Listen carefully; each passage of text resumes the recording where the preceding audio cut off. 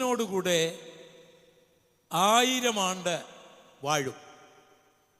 ഇനി ഞാൻ നിങ്ങളോട് സംസാരിക്കുവാൻ ആഗ്രഹിക്കുന്ന വിഷയം ക്രിസ്തുവിൻ്റെ ഈ ഭൂമിയിലെ സഹസ്രാബ്ദ ഭരണത്തെക്കുറിച്ചാണ്.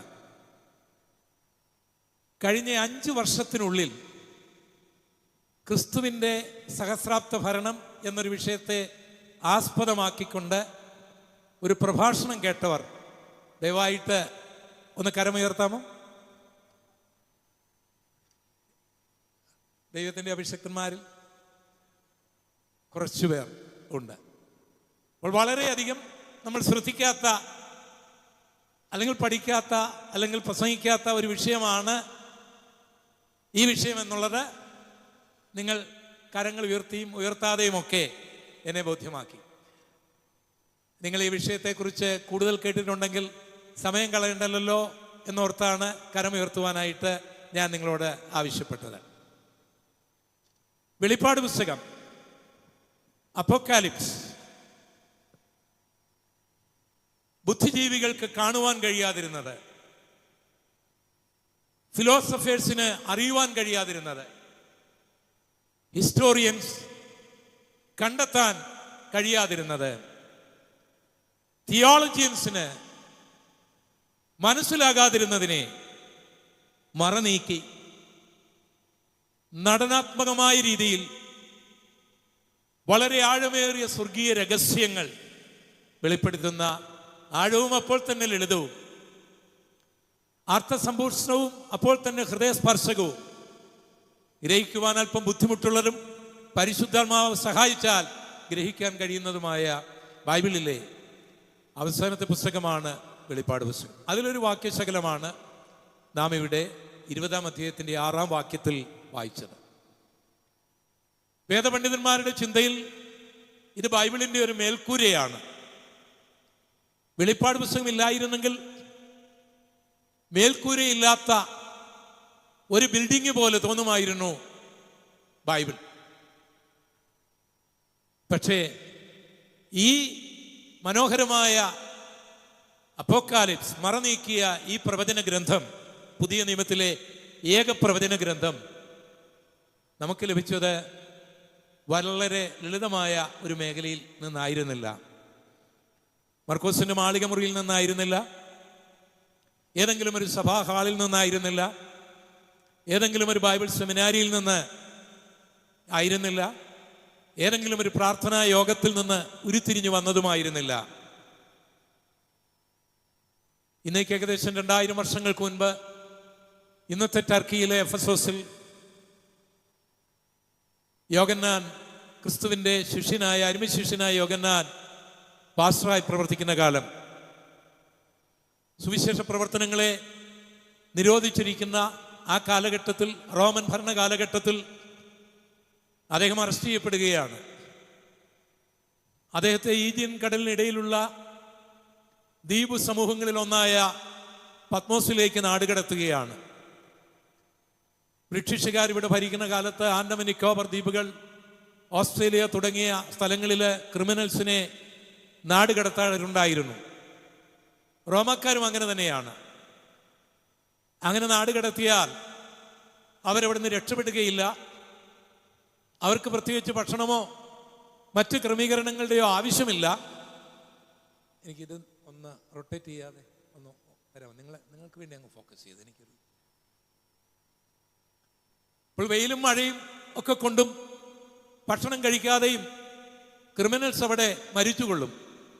ഇപ്പോൾ ജയിലിന് പ്രത്യേക വാർഡന്മാരോ ഭക്ഷണശാലയൊന്നും ആവശ്യമുണ്ടായിരിക്കുകയില്ല. അതുകൊണ്ട് അങ്ങനെയുള്ള ദ്വീപുകളിലേക്ക് നാടുകടത്തുക അവരുടെ ഒരു പതിവായിരുന്നു. ഇന്ന് പത്മോസിൽ ചെന്നാൽ അവിടെ ചാപ്പലുകളും അതൊരു ടൂറിസ്റ്റ് കേന്ദ്രമാണ്. പക്ഷേ അന്നതല്ല. ഉൾപ്പടർപ്പുകളാണ്, കരിമ്പാറക്കൂട്ടങ്ങളാണ്, തലയോട്ടികൾ നിറഞ്ഞു കിടക്കുന്ന സ്ഥലങ്ങളാണ്, ജീർണിച്ച മൃദുശരീരങ്ങൾ, ഇദിയമിൻ്റെ കാലത്ത് ഉഗാണ്ടയിൽ കണ്ടതുപോലെയൊക്കെയുള്ള അസ്ഥിമാടങ്ങൾ. പാക്കപ്പലുകളിൽ ആൾക്കാരെ കൊണ്ടുവന്ന് യാതൊരു ദയയുമില്ലാതെ ആ ദ്വീപിലേക്ക് വലിച്ചെറിയുകയാണ്. അങ്ങനെ യോഹന്നാനെയും ആ ദ്വീപിലേക്ക് പട്ടാളക്കാർ തൂക്കിയെറിഞ്ഞു. എൻ്റെ ഭാവനയിൽ താൻ കാണുന്നത് ഈ തലയോട്ടികളും മൃതശരീരങ്ങളും, അത് കൊത്തിവലിക്കുന്ന കഴുകന്മാരും, കടിച്ചു കീറുന്ന കുറുക്കന്മാരും, മുൾപ്പടർപ്പുകളും കരിമ്പാറക്കൂട്ടങ്ങളും മാത്രമാണ്. ദുർഗന്ധം കൊണ്ട് നിറഞ്ഞ് ഇരിക്കുന്ന ആ ദ്വീപില് അല്പം ആശ്വാസമുള്ള ഈജിയൻ കടലിലെ കാറ്റും, പിന്നെ ആ കാറ്റിൽ ഉയർന്നു വരുന്ന തിരമാലകൾ അവിടെയുള്ള കരിമ്പാറക്കൂട്ടങ്ങളിൽ ഇടിച്ച് മുത്തുമണികൾ പോലെ ചിതറുന്ന ആ മനോഹരമായ രംഗവും മറ്റെല്ലാം ഭയാനകമായിരുന്നു. എൻ്റെ ഭാവനയിൽ യോഹന്നാന്റെ മനസ്സ് പുറകോട്ട് പോകുകയാണ്. താൻ സ്നാപക യോഹന്നാന്റെ ശിഷ്യനായിരുന്നു. ആത്മീയം കൂടിക്കഴിഞ്ഞപ്പോൾ ഗുരുവിൻ്റെ പ്രഭാഷണം കേട്ട് യേശുവിൻ്റെ ശിഷ്യനായി. പിന്നെ ഒരിക്കലും യേശുവിനെ വിട്ടു പിരിഞ്ഞിട്ടില്ല. ആ ക്രൂശിൻ്റെ അടുത്തും താൻ ഉണ്ടായിരുന്നു. യേശു ക്രൂശിക്കപ്പെട്ടു, ഉയർത്തെഴുന്നേറ്റു, സ്വർഗാരോഹണം ചെയ്തു. അത് കഴിഞ്ഞുള്ള പരിശുദ്ധാത്മാവിൻ്റെ പ്രവർത്തനങ്ങളും പിന്നെയുള്ള അപ്പോസ്തോലിക കൂട്ടായ്മകളും എല്ലാം തൻ്റെ മനസ്സിൽ നിറഞ്ഞു നിൽക്കുകയാണ്. ഇപ്പോൾ അദ്ദേഹം ഏകദേശം വൃദ്ധനാണ്. എൻ്റെ ഭാവനയിൽ സ്കെൽറ്റനായ ഒരു മനുഷ്യൻ, എപ്പോഴും പുഞ്ചിരിക്കുന്ന ഒരു മനുഷ്യൻ, തലയെല്ലാം നരച്ച ഒരു മനുഷ്യൻ, ശുശ്രൂഷകൾ ആവശ്യമുള്ളൊരു മനുഷ്യൻ.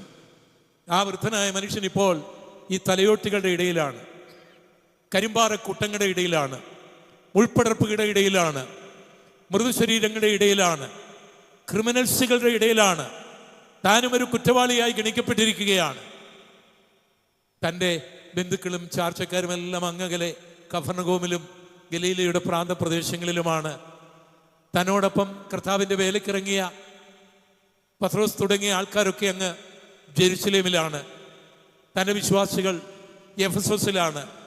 ഇവിടെ ഒരു ബാലകൻ പോലും തന്നെ സഹായിക്കാനില്ല, ഒരു പാത്രം വെള്ളം എടുത്തു കൊടുക്കാനില്ല. ദൈവമേ, എൻ്റെ അന്ത്യം ഇങ്ങനെയാണോ? നിന്റെ വേലയ്ക്ക് വേണ്ടി ഇറങ്ങിയ ഞാൻ ഈ നിലയിൽ ഇവിടെ അവസാനിക്കണമോ എന്നൊക്കെ അദ്ദേഹം ചിന്തിച്ച് കാണുമോ? എനിക്കറിഞ്ഞുകൂടാ. ഒരു കർത്തൃ ദിവസം സമാഗതമായി. എൻ്റെ ഭാവനയിൽ യോഹന്നാൻ ആ തലയോട്ടികളൊക്കെ ഒന്ന് വലിച്ചെറിഞ്ഞ് അധികം ദുർഗന്ധമില്ലാത്തൊരു മേഖലയിൽ ആ മുൾപ്പടർപ്പുകളെല്ലാം ഒന്ന് വലിച്ചു പറിച്ചു മാറ്റി മുട്ടുകുത്തി. താൻ ആരാധിക്കാനായി തുടങ്ങി, താൻ പ്രാർത്ഥിക്കാനായി തുടങ്ങി, ദൈവത്തെ സ്തുതിക്കാനായിട്ട് തുടങ്ങി. അല്പജല നിമിഷങ്ങൾ കഴിഞ്ഞപ്പോൾ താൻ ആത്മാവിൽ നിറയപ്പെട്ടു. ആത്മാ വിവശതയിലേക്ക് പോയി. ഒരു ദൈവഭക്തന് ആരാധിക്കാൻ അധികം ആൾക്കാരൊന്നും ആവശ്യമില്ല. ഹല്ലേലൂയ. ഒരു ദൈവഭക്തൻ ആരാധിക്കുവാൻ ഒരു സഭാഹാളിൻ്റെ ആവശ്യം അത്യാവശ്യമുള്ളതല്ല. അവൻ എവിടെ ഇരുന്നാലും ദൈവത്തെ ആരാധിക്കും.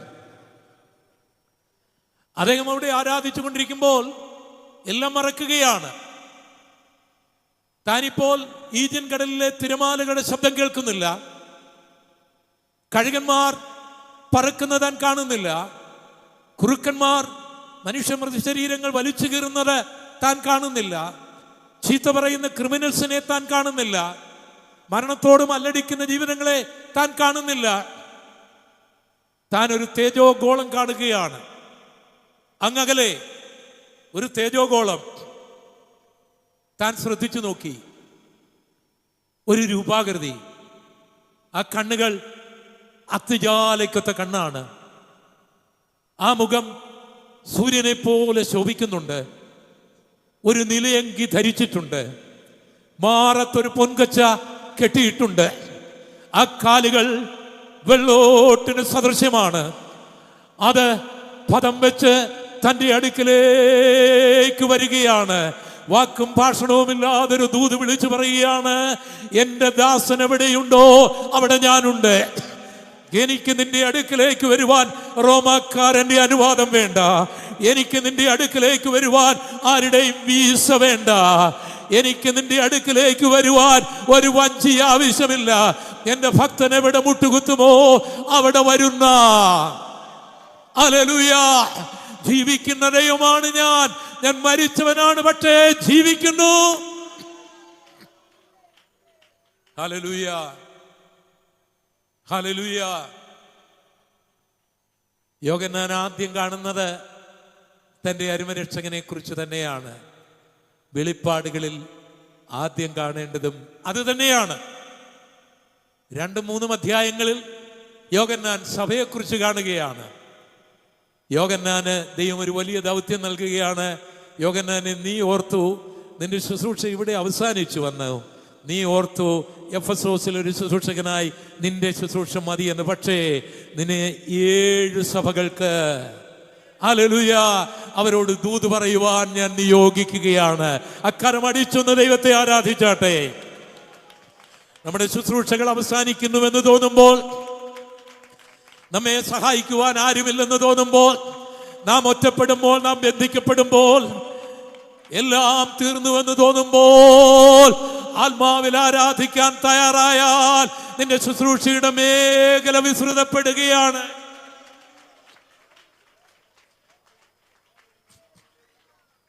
അതിൻ്റെ മെതേഡുകൾ ഒരുപക്ഷെ വ്യത്യസ്തമായിരിക്കും. ആ ദൂത് 7 സഭകൾക്ക് മാത്രമായിരുന്നല്ലോ, അല്ലല്ലോ. നിവാളകൻ സഭയ്ക്കും ഈ സെൻട്രൽ സഭയ്ക്കും നമുക്കും എല്ലാമുള്ള ദൂതായി മാറിയില്ലേ? മർക്കോസിന്റെ മാളിക മുറിയിൽ നിന്ന് പ്രാപിച്ച അഭിഷേകം ഒട്ടും കുറച്ച് കാണേണ്ട. പക്ഷേ പത്മോസിൽ ലഭിച്ച ആ കൃപാവരം ഇന്നും ജ്വലിച്ചു കൊണ്ടിരിക്കുകയാണ്. കരമടിച്ചൊന്ന് ദൈവത്തെ സ്തുതിച്ചാട്ടെ. ഹല്ലേലൂയ. യോഹന്നാൻ ഇന്നും സജീവമാണ്. ആ ദൂത് ഇന്നും ഈ രാത്രിയിലും ഇവിടെ മുഴങ്ങുകയാണ്. താൻ മരിച്ചിട്ടും ആ ദൂത് ഇവിടെ മുഴങ്ങുകയാണ്. വെളിപ്പാടുകളിൽ രണ്ടാമത്തെ വെളിപ്പാട് സഭയെക്കുറിച്ചായിരിക്കണം. നിശ്ചയമായിട്ടും പലവിധമായ വെളിപ്പാടുകളുണ്ട്. അതൊന്നും ചെറുതായി കാണണ്ട. വിസ വരുന്നതോ, പാസ്പോർട്ട് വരുന്നതോ, അല്ലെങ്കിൽ ജോലി ലഭിക്കുന്നതോ, വിദേശത്തിൻ്റെ വാതിൽ ദൈവം തുറക്കുന്നോ ഒന്നും നിസ്സാരമായി കാണണ്ട. അങ്ങനെയുള്ള ദർശനമൊക്കെ ദൈവം കാണിച്ചിട്ടുണ്ട്, കാണിച്ചു തന്നിരിക്കും. പക്ഷെ ഏറ്റവും വലിയ ദർശനം യേശുവിനെ കാണുന്നതാണ്. രണ്ടാമത്തെ ദർശനം സഭയെ കാണുന്നതാണ്. കാരണം രക്ഷിക്കപ്പെടുന്നവരെ കർത്താവ് സഭയോട് ചേർക്കുന്നു. കർത്താവിന് ഈ ലോകത്തിൽ എന്തെങ്കിലും വലുതായിട്ടുണ്ടെങ്കിൽ അത് ദൈവത്തിൻ്റെ സഭ മാത്രമേ ഉള്ളൂ. ആ സഭയെക്കുറിച്ചുള്ള ദർശനമില്ലെങ്കിൽ നാം പരാജയപ്പെട്ടു. മൂന്നാമത് യോഹന്നാന് ദൈവം കൊടുക്കുന്നത് വരുവാനുള്ള സംഭവങ്ങളാണ്. മഹോപദ്രവ കാലഘട്ടം 5 മുതൽ 18 വരെയുള്ള അധ്യായങ്ങൾ. 4-ാം അധ്യായത്തിൽ സഭ എടുക്കപ്പെടുന്നതിനെ കുറിച്ചും ഒരു ദർശനം യോഹന്നാന് ദൈവം കൊടുക്കുന്നുണ്ട്. അടുത്ത വലിയ ദർശനത്തെക്കുറിച്ചാണ് നാം ഇവിടെ വായിച്ചത്. അത് ക്രിസ്തുവിൻ്റെ സഹസ്രാബ്ദ ഭരണമാണ്. ഒരിക്കൽ കൂടി നമുക്ക് വായിക്കാം. വെളിപ്പാട് പുസ്തകം 20:6. ഒന്നാമത്തെ പുനരുത്ഥാനത്തിൽ പങ്കുള്ളവർ ഭാഗ്യവാനും വിശുദ്ധനുമാകുന്നു. അവരുടെ മേൽ 2-ാം മരണത്തിന് അധികാരമില്ല.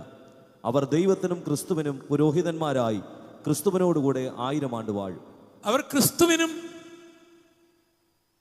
നോടുകൂടെ 1000 വർഷം ഈ ഭൂമിയെ ഭരിച്ചു. സ്തോത്രം. ക്രിസ്തു 1000 വർഷം ഭരിക്കും എന്നുള്ളൊരു അത്ഭുതമല്ല. എന്നാൽ നമ്മൾ ക്രിസ്തുവിനോടൊപ്പം 1000 വർഷം ഭരിക്കുമെന്ന് പറയുന്ന ഒരു അത്ഭുതമാണ്.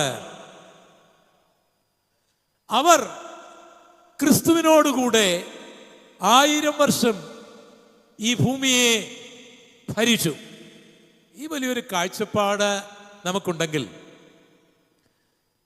ചെറിയ കാര്യങ്ങൾക്ക് വേണ്ടി, അല്പസ്ഥലത്തിന് വേണ്ടി, ഒരു ചെറിയ അധികാരത്തിന് വേണ്ടി ഒന്നും നമ്മുടെ വിലയേറിയ സമയം നാം നഷ്ടം ആക്കുകയില്ല. യേശു കർത്താവ് 1000 വർഷം ഈ ഭൂമിയിൽ ചക്രവർത്തിയായി ഭരിക്കും എന്ന് ബൈബിളിൽ രേഖപ്പെടുത്തിയിട്ടുണ്ട്. ബൈബിൾ തെറ്റാണെന്ന് സമർത്ഥിക്കുവാൻ പരിശ്രമിച്ച് പരാജയപ്പെട്ട ഒരു ഗോപാലകൃഷ്ണനാണ് ഞാൻ. അതുകൊണ്ട് ആരെങ്കിലും യേശു വരുമെന്നോ അല്ലെങ്കിൽ 1000 വർഷം ഭരിക്കുമെന്നോ ഒക്കെ പറഞ്ഞാൽ എനിക്ക് വിശ്വസിക്കുവാൻ അല്പം ബുദ്ധിമുട്ടുണ്ട്. അതിൻ്റെ ജ്ഞാനക്കൂടുതൽ കൊണ്ടല്ല, അതിൻ്റെ ജ്ഞാനക്കുറവായിരിക്കാം വാസ്തവത്തിൽ അതിന് കാരണം. എനിക്കത് വിശ്വസിക്കുവാൻ ന്യായമായ ചില കാര്യങ്ങൾ വേണം. ഇന്ത്യയെ പോലെ ഒരു രാജ്യം ഇവിടെ നിലനിൽക്കുമ്പോൾ, അമേരിക്ക പോലെ ഒരു രാജ്യം ഇവിടെ നിലനിൽക്കുമ്പോൾ, ചൈന പോലെ ഒരു രാജ്യം ഇവിടെ നിലനിൽക്കുമ്പോൾ, UNO പോലുള്ള സംഘടനകൾ ഇവിടെ നിലനിൽക്കുമ്പോൾ, ഈ ഭൂമിയിലെ 1000 വർഷം യേശു ഭരിക്കുമെന്നും സഭ അല്ലെങ്കിൽ കർത്താവിൻ്റെ മക്കൾ താലന്ത് വ്യാപാരം ചെയ്ത് വിജയിച്ചവർ യേശുവിനോടൊപ്പം 1000 വർഷം ഇവിടെ ഭരിക്കുമെന്നുമൊക്കെ പ്രസംഗിക്കാൻ എളുപ്പമുണ്ടെങ്കിലും അത് വിശ്വസിക്കാൻ അല്പം ബുദ്ധിമുട്ടല്ലേ?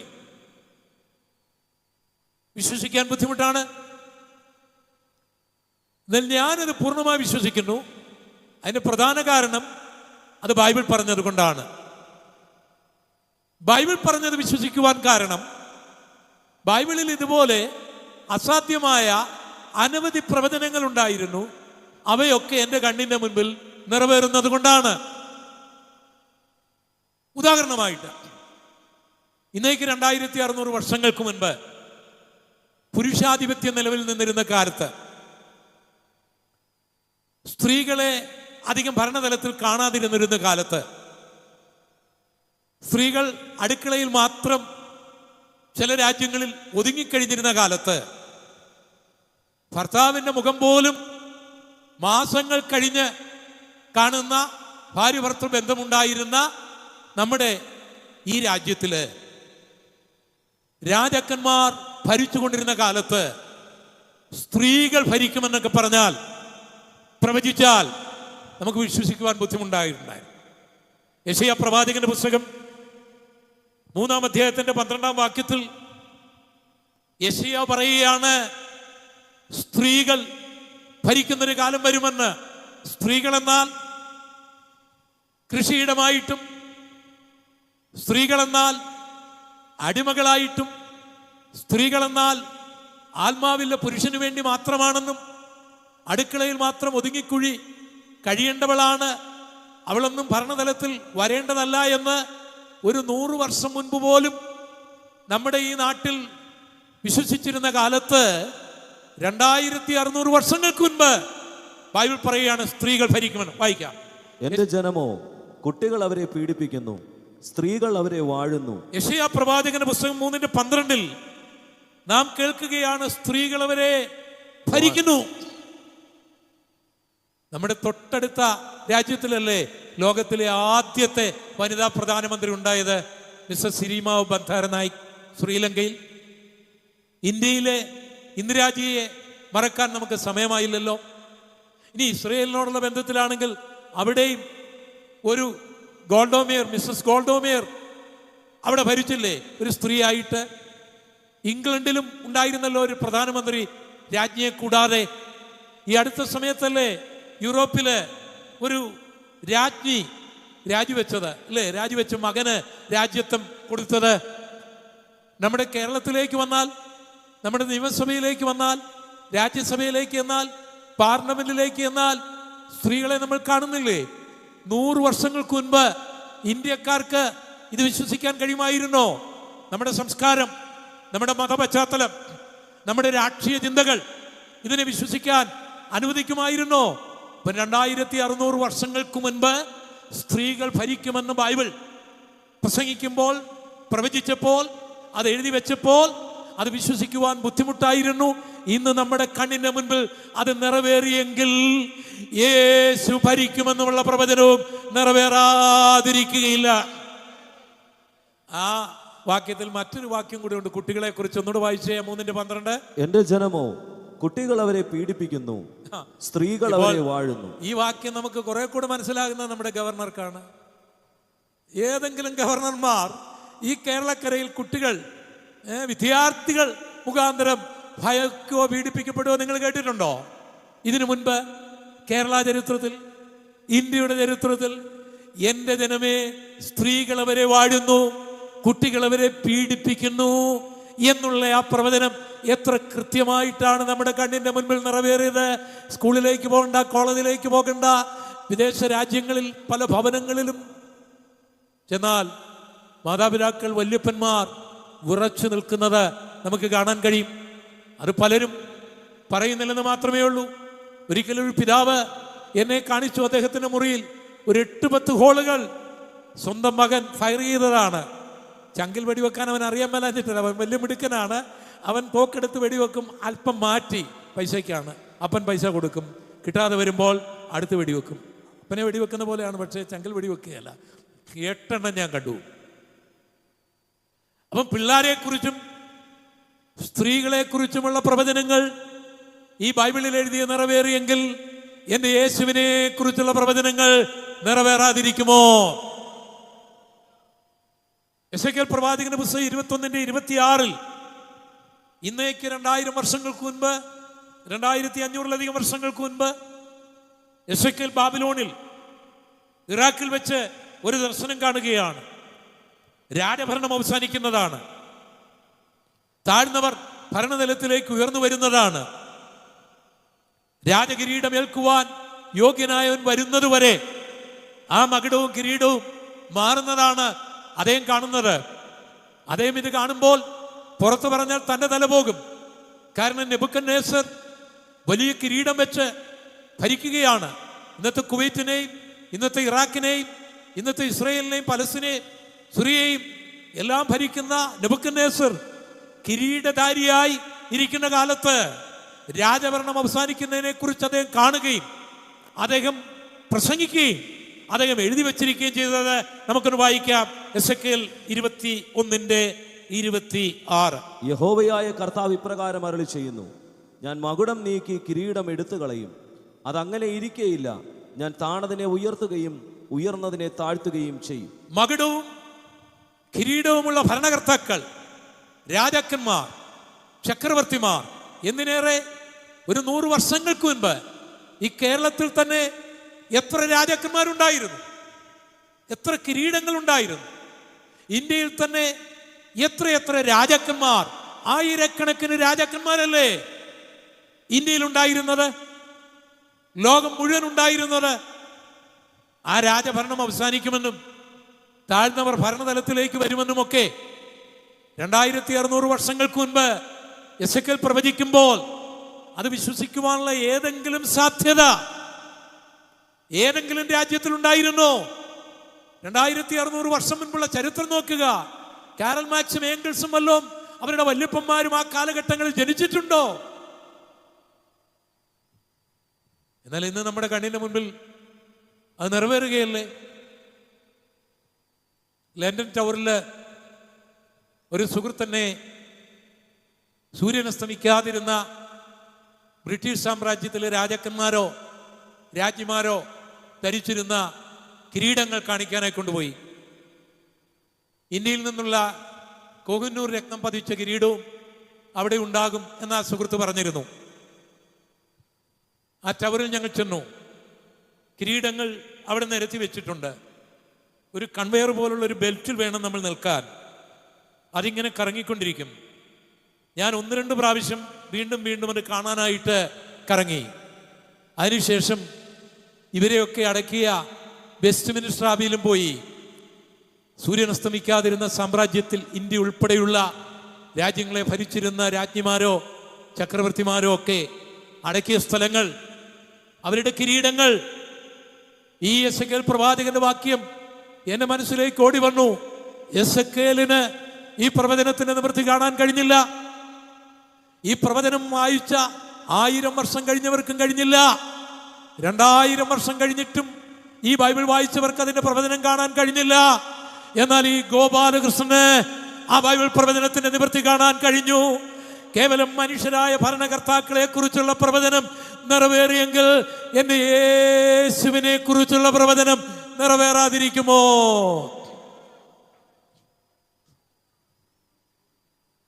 മിസ്റ്റർ KR നാരായണനെ പോലെ, ഒബാമയെ പോലുള്ളവരൊക്കെ ഇന്ത്യയുടെയും അമേരിക്കയുടെയും ഒക്കെ പ്രസിഡന്റ് ആയപ്പോൾ ഈ വചനം എത്ര കൃത്യമായിട്ടാണ് നിറവേറിയത്. ഞാൻ മകുടവും കിരീടവും എടുത്തു മാറ്റിയിട്ട് താഴ്ന്നവരെ ഉയർത്തും, ഇനി മൂന്നാമത് അതിൽ നടക്കാനുള്ളത്, കിരീടം ധരിക്കാൻ യോഗ്യനായവൻ വരും, അപ്പോൾ അവൻ ആ കിരീടം കൊടുക്കും. ഒരു പ്രവചനത്തിലെ 3 ഭാഗങ്ങളിൽ 2 നിറവേറിയെങ്കിൽ മൂന്നാമത് നിറവേറാതിരിക്കുമോ? യേശു വരുമെന്നും ഇവിടെ 1000 വർഷം ഭരിക്കുമെന്നുമൊക്കെ ഞാൻ വിശ്വസിക്കാൻ കാരണം ഇതുപോലുള്ള രാഷ്ട്രീയ പ്രവചനങ്ങളാണ്. ഇത് 2 പ്രവചനങ്ങൾ പറഞ്ഞതേ ഉള്ളൂ, അനവധി പ്രവചനങ്ങൾ ഈ ബൈബിളിലുണ്ട്. രണ്ടാമത്തെ കാര്യം, യേശുവിനെ കുറിച്ചുള്ള പ്രവചനങ്ങൾ. യേശുവിൻ്റെ ഏറ്റവും കുറഞ്ഞ 5 വരവുകളെക്കുറിച്ച് ഉൽപ്പത്തി മുതൽ വെളിപ്പാട് പുസ്തകം വരെ എഴുതിയിട്ടുണ്ട്. 1 മനുഷ്യനായി വരിക, 2 മണവാളനായി വരിക, 3 രാജാവായി വരിക, 4 ന്യായാധിപനായി വരിക, 5 പുതിയ യെരൂശലേമിലേക്ക് വരിക. ഈ 5 ആഗമനങ്ങളിൽ ഒന്നാമത്തെ ആഗമനം എന്ന് പറഞ്ഞാൽ യേശു മനുഷ്യനായി ഈ ഭൂമിയിൽ വരുന്നതിന് മുൻപ് 2000 വർഷങ്ങൾക്ക് മുൻപ് BC 1500 മുതൽ BC 400 വരെയുള്ള 1100 വർഷങ്ങളിൽ ഏഷ്യ, ആഫ്രിക്ക 2 ഭൂഖണ്ഡങ്ങളിൽ ഇരുന്ന് എഴുതപ്പെട്ട ഉൽപ്പത്തി പുസ്തകം മുതൽ മലാക്കി വരെയുള്ള പുസ്തകങ്ങൾ. ഉൽപ്പത്തി പുസ്തകം എഴുതി 1500 വർഷം കഴിഞ്ഞാണ് യേശു ജനിക്കുന്നത്.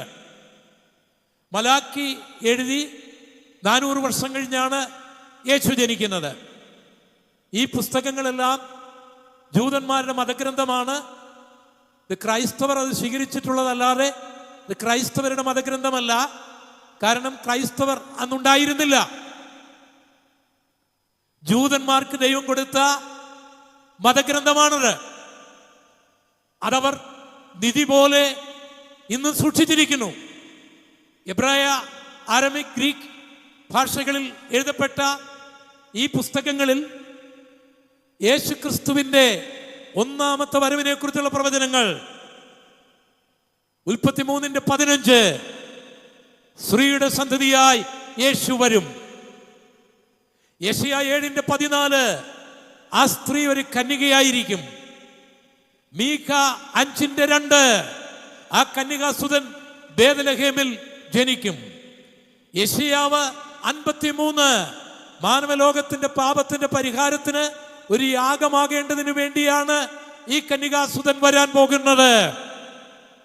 സങ്കീർത്തനം 22:16 ആ കന്യകാസുതന്റെ കാൽക്കരങ്ങൾ തുളയ്ക്കപ്പെടും, തന്റെ വസ്ത്രം പകുത്തെടുക്കപ്പെടും. സങ്കീർത്തനം 16 തന്റെ മൃതശരീരം ദ്രവത്വം കാണുകയില്ല, ഉയർത്ത് നിൽക്കും. ഇങ്ങനെ യേശുവിൻ്റെ ജനനം, ജനനവിധം, ജനന സ്ഥലം, മരണം, മരണത്തിന്റെ ഉദ്ദേശം, മരണവിധം, ഉയർപ്പ് എന്നീ കാര്യങ്ങൾ കന്യകാമറിയം ജനിക്കുന്നതിന് മുൻപ്, യേശു മനുഷ്യനായി ഈ ഭൂമിയിലേക്ക് വരുന്നതിന് മുൻപ് ദൈവം തന്റെ പ്രവാചകന്മാരോട് പറഞ്ഞതും അവർ എഴുതി വെച്ചതും ജൂതന്മാരുടെ മതഗ്രന്ഥത്തിൽ അതിപ്പോഴും രേഖപ്പെടുത്തിയിരിക്കുന്നതുമായ പ്രവചനങ്ങൾ ഒന്നുപോലും തെറ്റാതെ എന്റെ കർത്താവ് സ്ത്രീയുടെ സന്തതിയായി, എന്റെ കർത്താവ് കന്യകാസുതനായി, എന്റെ കർത്താവ് ബേത്ലഹേമിൽ ജനിച്ച്, എന്റെ കർത്താവ് ഒരു കുഞ്ഞാടിനെ പോലെ യാഗമായി, എന്റെ കർത്താവ് ക്രൂശിൽ തറയ്ക്കപ്പെട്ട് ഉയർത്തെഴുന്നേറ്റ് ഇന്നും ജീവിക്കുന്ന നിറവേറിയെങ്കിൽ അവൻ രാജാവായി വരുമെന്നും അതേ പ്രവാചകന്മാർ അതേ പുസ്തകങ്ങളിൽ എഴുതിയിരിക്കുന്നത് നിറവേറാതിരിക്കുമോ? യേശു രാജാവായി വരുമെന്നും 1000 വർഷം ഇവിടെ ഭരിക്കുമെന്നും ഞാൻ വിശ്വസിക്കുവാനുള്ള അടിസ്ഥാനപരമായ കാര്യങ്ങളാണ്. ഇത്രയൊക്കെ എനിക്കും അത് വിശ്വസിക്കാൻ, പക്ഷെ ഇത്രയെങ്കിലും എനിക്ക് വേണം, അത് നിർബന്ധമാണ്. അതുകൊണ്ട് ഞാൻ വിശ്വസിക്കുന്നു എൻ്റെ യേശു വരും. വെളിപ്പാട് 20:6 എഴുതിയിരിക്കുന്നത് പോലെ അവൻ 1000 വർഷം ഭരിക്കും, ഞാൻ അവനോടൊപ്പം വാഴും. അതൊരു അഹങ്കാരമല്ല, അതൊരു സത്യമാണ്. ഹല്ലേലൂയ. അത് മാത്രമല്ല, നമ്മെ അത്ഭുതപ്പെടുത്തുന്ന ഒരു രാഷ്ട്രീയ സ്കെയിലുണ്ട് ബൈബിളിൽ. അതും കൂടെ പറഞ്ഞ് ഞാൻ വാക്കുകളെ ചുരുക്കാം.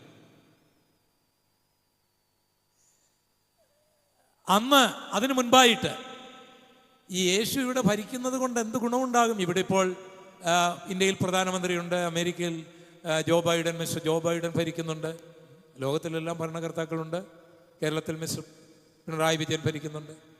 അപ്പോൾ ഇവരെല്ലാം ഭരിക്കുന്നതിനിടയ്ക്ക് ഇപ്പോൾ യേശു വന്നിട്ട് എന്താണ് എത്ര വലിയ അത്യാവശ്യം ഒരു ഭരണം? യേശുവിൻ്റെ അനിവാര്യമായത് എന്താണ്? ഇതിനെക്കുറിച്ചൊന്നും അറിയണമല്ലോ. 12 വാക്യം നമുക്കൊന്ന് ഓടിച്ചു വായിക്കാം. ഒന്ന്, മീഖ 4:3 പറഞ്ഞിരിക്കുന്നത് യേശു ഭരിക്കുന്ന കാലത്ത് ഇവിടെ യുദ്ധമുണ്ടാകുകയില്ല എന്നുള്ളതാണ്. ഇന്ന് ഈ യുദ്ധത്തെക്കുറിച്ച് എല്ലാവരും മാധ്യമങ്ങൾ, ഇപ്പോൾ ഗസായിൽ ഇസ്രയേൽ 20,000-ലധികം ആൾക്കാരെ കൊന്നു, അത് തെറ്റാണ് എന്ന് പറയുന്ന ഒരു വലിയ സമൂഹം. ഒക്ടോബർ 7 ഹമാസിൻ്റെ ആൾക്കാർ ഇസ്രയേലിലേക്ക് ഇരച്ചു കയറി സ്ത്രീകളെ ബലാത്സംഗം ചെയ്ത് ആയിരക്കണക്കിന് ആൾക്കാരെ കൊന്ന് നൂറുകണക്കിന് ആൾക്കാരെ പിടിച്ചു കൊണ്ടുപോയത് കൊണ്ട് അവർ ചെയ്യുന്നത് ന്യായമാണെന്ന് പറയുന്ന ആൾക്കാർ, അതിന് ശരിയും ന്യായവും ഇങ്ങനെ പറയുന്ന ആൾക്കാർ, യുദ്ധം നിർത്തണമെന്ന് പറയുന്ന ആൾക്കാർ, ഇവരാരെല്ലാം തലകുത്തി പറഞ്ഞിട്ടും നിന്നില്ലല്ലോ. അപ്പോൾ ഇതിന് അനുകൂലം പറയുന്നവരെ കൊണ്ടും പ്രതികൂലം പറയുന്നവരെ കൊണ്ടും എന്ത് ഗുണം? ഇസ്രയേലാണ് ശരി എന്ന് പറയുന്നവരെ കൊണ്ട് യുദ്ധം നിർത്താൻ കഴിയുന്നില്ലല്ലോ. ഹമാസാണ് ശരി എന്ന് പറയുന്നവരെ കൊണ്ട് യുദ്ധം നിർത്താൻ കഴിയുന്നില്ലല്ലോ. ഇവിടെ ജാഥ നടത്തിയതുകൊണ്ട് യുദ്ധം നിർത്താൻ കഴിയുന്നില്ലല്ലോ. ചാനൽ ചർച്ചകൾ നടത്തിയതുകൊണ്ട് യുദ്ധം നിർത്താൻ കഴിയുന്നില്ലല്ലോ. പത്രങ്ങളിലിരുന്ന് വീമ്പിളക്കിയതുകൊണ്ട് എന്തെങ്കിലും കുറവ് വന്നോ? UNO നോക്കിയിട്ട് സാധിച്ചോ?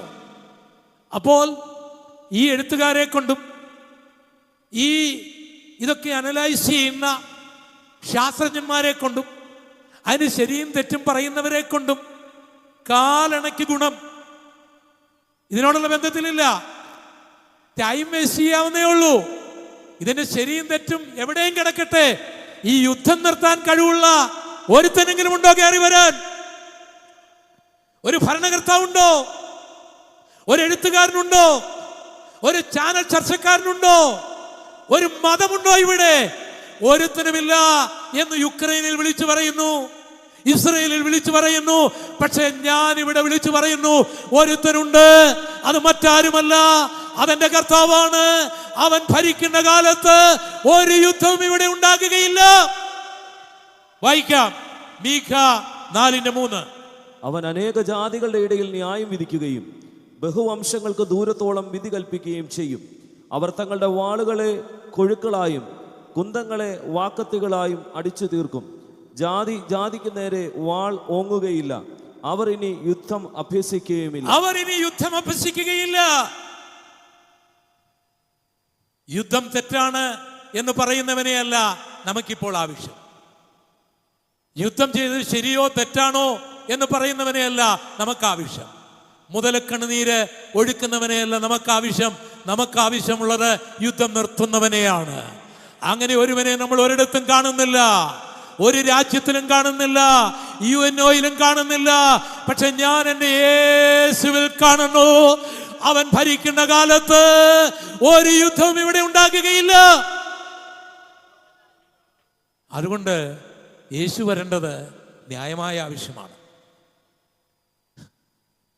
രണ്ടാമത്തെ ഒരു ചെറിയ കാര്യം പറയാം. ഇവിടെ കാട്ടുമൃഗങ്ങളെ കൊണ്ട് പൊറുതിമുട്ടിരിക്കുകയാണ്. പന്നിയും കടുവായും കരടിയും അരിക്കൊമ്പനും അല്ലാത്ത കൊമ്പനും എല്ലാം ഇറങ്ങി വിലസിക്കുകയാണ്. ഒരു കൂട്ടം മൃഗസ്നേഹികൾ, നരഭോജിയായ കടുവായെ കൊല്ലണമെന്ന് പറയുന്നവർ, അതിനെ കാട്ടിൽ വിടണമെന്ന് പറയുന്നവർ, എല്ലാവർക്കും ന്യായമായ കാര്യങ്ങളുണ്ട്.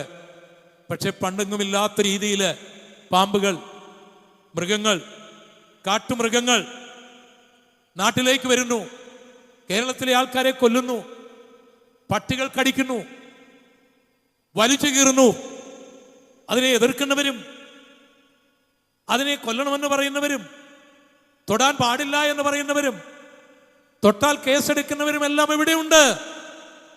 അതിന് ശരി ന്യായമൊന്നും ഞാനിവിടെ പറയുന്നില്ല.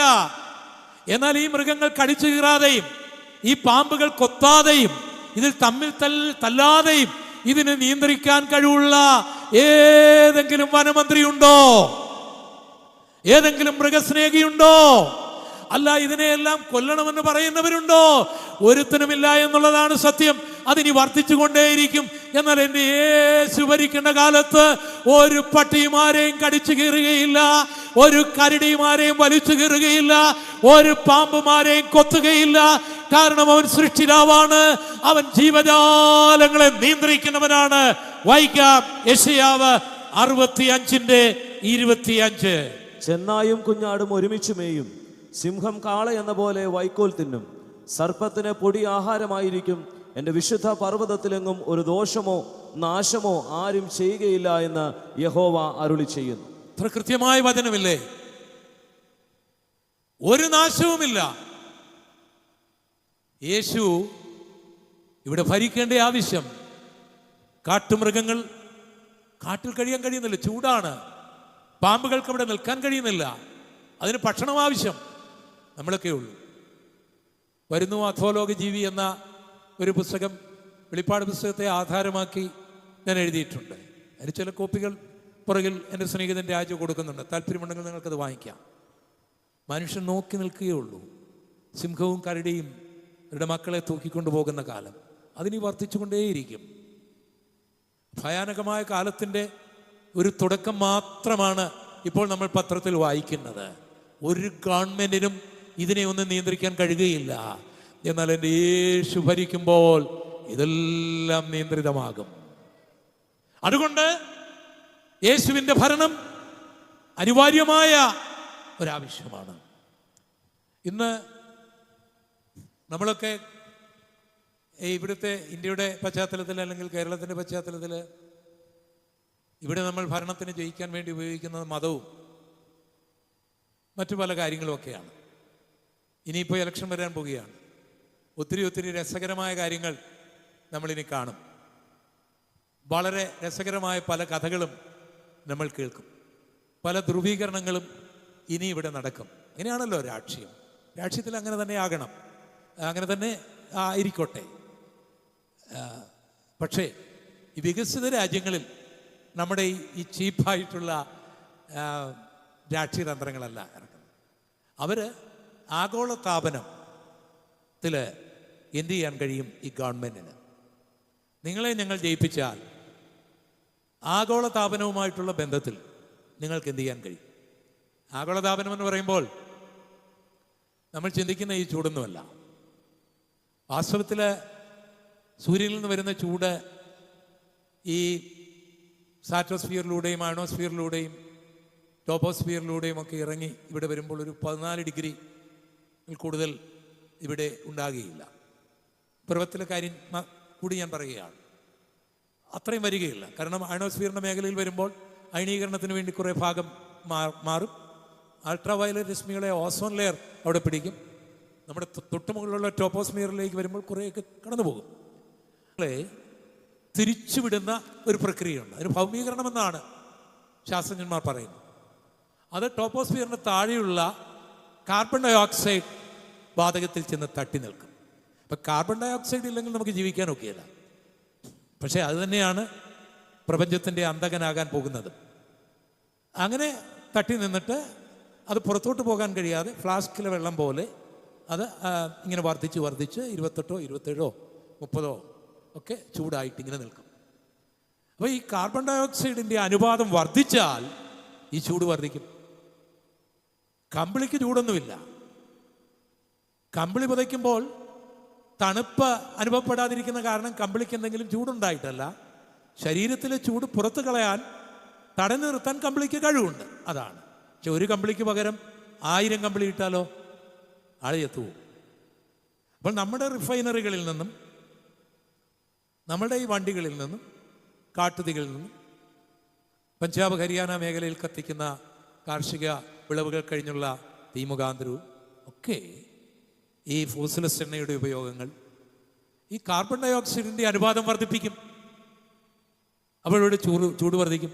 ചൂട് വർദ്ധിക്കുക എന്ന് പറഞ്ഞാൽ വാളകത്ത് ചൂട് വർദ്ധിച്ചാൽ വലിയ കാര്യമൊന്നും നടക്കാനില്ല. ഇത് അന്റാർട്ടിക്കയിൽ പ്രശ്നമുണ്ടാക്കും. അവിടുത്തെ മഞ്ഞുപാളികൾ ഒരുക്കും. പസഫിക് ദ്വീപ് സമൂഹങ്ങളുണ്ട്, അത് വെള്ളത്തിലായി പോകും. ന്യൂയോർക്കും കാലിഫോർണിയയും ഫിലദൽഫിയയും ഒന്നും പിന്നെ കാണുകയില്ല. ഫോർട്ട് ലാഡോലോ ഒന്നും കാണുകയില്ല. പിന്നെ ലണ്ടൻ കാണുകയില്ല, ന്യൂസിലൻഡ് കാണുകയില്ല, കേരളത്തിലെ ആലപ്പുഴ കാണുകയില്ല, തിരുവനന്തപുരം കാണുകയില്ല, കന്യാകുമാരി കാണുകയില്ല. മാത്രമല്ല കാറ്റുയർന്നുകൊണ്ട് ഉണ്ടാകും, സുനാമികൾ ഉണ്ടാകും, പ്രകൃതിക്ക് മാറ്റം വരും. ഇവിടെ പിന്നെ ആർക്കും ജീവിക്കാനൊക്കെയല്ല. കൊടുങ്കാറ്റുണ്ടായാൽ, പേമാരി ഉണ്ടായാൽ, അപ്രതീക്ഷിതമായ ന്യൂനമർദ്ദമുണ്ടായാൽ, വെള്ളപ്പൊക്കമുണ്ടായാൽ, കൊടും വരൾച്ച ഉണ്ടായാൽ ഇവിടെ ആര് ഭരിച്ചാലെന്ത്? ഇവിടുത്തെ മതം ഏതായാലെന്ത്? ഇവിടെ എത്ര ബുദ്ധിജീവികൾ ഉണ്ടെങ്കിൽ എന്ത്? ഇത് മുഴുവൻ നശിച്ചു പോകുകയില്ലേ? അപ്പോൾ ഈ ആഗോളതാപനത്തെ തടയാൻ കരുത്തുള്ള ആരെങ്കിലും ഉണ്ടോ? അമേരിക്കയുണ്ടോ? കയറി വരാൻ വെല്ലുവിളിക്കുകയാണ്. ചൈനയുണ്ടോ? കയറി വരാൻ വെല്ലുവിളിക്കുകയാണ്. യൂറോപ്പുണ്ടോ? കയറി വരാൻ വെല്ലുവിളിക്കുകയാണ്. ഇന്ത്യയുണ്ടോ? കയറി വരാൻ വെല്ലുവിളിക്കുകയാണ്. അവർക്ക് കേവലം ലെഡ് ഉപയോഗിക്കുന്ന ഗ്യാസലിൻ കണ്ടന്റുകൾ മാറ്റാനോ അല്ലെങ്കിൽ പ്ലാസ്റ്റിക് നിരോധിക്കാനോ ഒരു വൃക്ഷം വെച്ച് പിടിപ്പിക്കാനേ കഴിയുള്ളൂ. ഇതിനെ നിയന്ത്രിക്കാൻ ആർക്ക് കഴിയും? ഇതിനെ നിയന്ത്രിക്കാൻ കഴിവുള്ള ഒരുവനുണ്ട്, പ്രപഞ്ചത്തിന്റെ സൃഷ്ടിതാവും പ്രപഞ്ചത്തിന്റെ നിയന്ത്രിതാവുമായ എന്റെ യേശു. അവൻ വരുമ്പോൾ മാത്രമേ ഇതിന് പരിഹാരമുള്ളൂ. അതുകൊണ്ട് അവൻ വന്നേ മതിയാകൂ. വായിക്കാം യെശയ്യാ 35:1-2 വാക്യങ്ങൾ. മരുഭൂമിയും വരണ്ട നിലവും ആനന്ദിക്കും, നിർജ്ജന പ്രദേശം ഉല്ലസിച്ച് പനിനീർ പുഷ്പം പോലെ പൂക്കും. അത് മനോഹരമായി പൂത്ത് ഉല്ലാസത്തോടും ഘോഷത്തോടും കൂടെ ഉല്ലസിക്കും. മരുഭൂമി, ആഗോളതാപനത്തിൽ മരുഭൂമി ഉണ്ടാകും.